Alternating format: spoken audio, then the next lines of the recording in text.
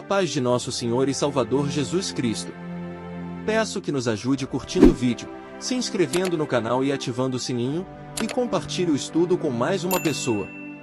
O texto base deste estudo se encontra no Evangelho de Jesus Cristo, segundo escreveu o evangelista Lucas, capítulo 22, verso 51, que diz: E, respondendo Jesus, disse: Deixai-os, basta.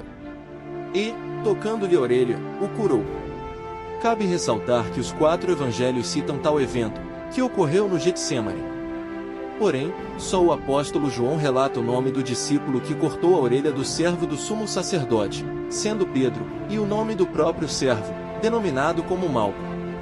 No entanto, o evangelista Lucas é o único a mencionar que Jesus curou a orelha do servo. Esse evento ocorre logo após Cristo, com os discípulos, saírem para o Getsêmani a orar. Judas, acompanhado por parte dos principais dos sacerdotes, dos escribas, dos anciãos e uma grande multidão com espadas, chega para prender a Cristo. Porém, o apóstolo Pedro, em um momento, parte para cima do servo do sumo sacerdote, que possivelmente estava como líder de todos ali, e corta sua orelha. Para que possamos entender a profundidade deste ato, vamos observar a vida de Malco desde o início de seus estudos até o momento deste evento. Toda criança judia era ensinada dentro de casa pelo pai desde seu nascimento até seus 13 anos.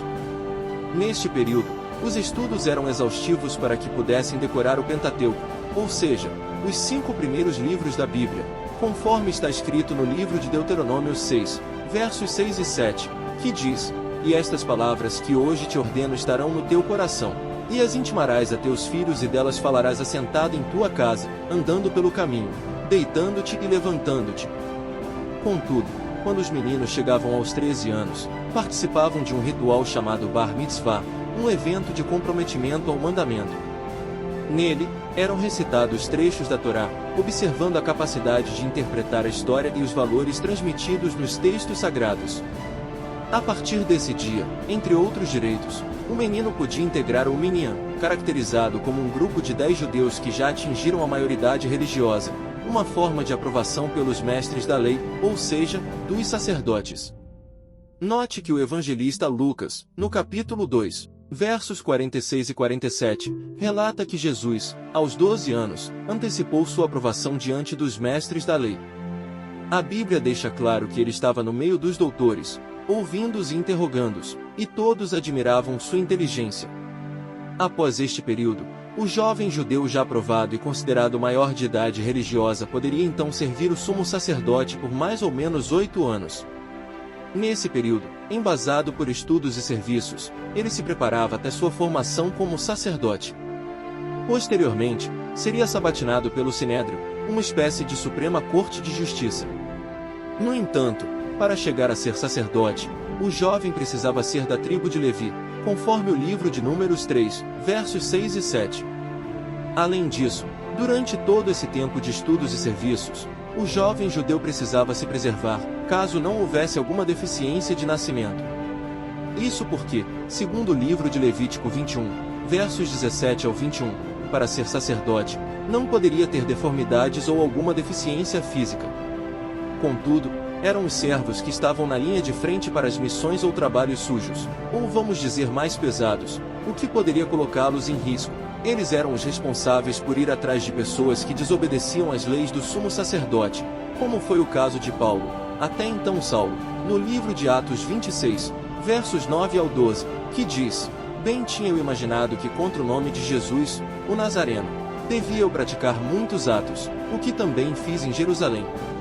E, havendo recebido o poder dos principais dos sacerdotes, encerrei muitos dos santos nas prisões. Quando os matavam, eu dava o meu voto contra eles. E, castigando-os muitas vezes por todas as sinagogas, os obriguei a blasfemar. E, enfurecido demasiadamente contra eles, até nas cidades estranhas os persegui. Sobre o que, indo, então, a Damasco, com poder e comissão dos principais dos sacerdotes. Saulo, como estudante para sacerdócio, também acabou sendo afligido, onde o próprio Cristo o deixou cego. Isso frustrou seu possível sonho de ser sacerdote. No entanto, Cristo tinha outro projeto para Paulo. Nesta linha de pensamento, Malco, O servo do sumo sacerdote, ao ter sua orelha direita cortada, não vivenciou somente a dor física do corte, mas viu seu sonho, sua jornada longa e cansativa, ser jogada por terra. De um jovem perfeito e estudado, tornou-se um jovem com deformidade em sua carne. Isso o impedia de se formar sacerdote, tendo em vista que em Levítico, o livro da lei, capítulo 14, versos 12 ao 18, retrata a purificação e consagração do sacerdote.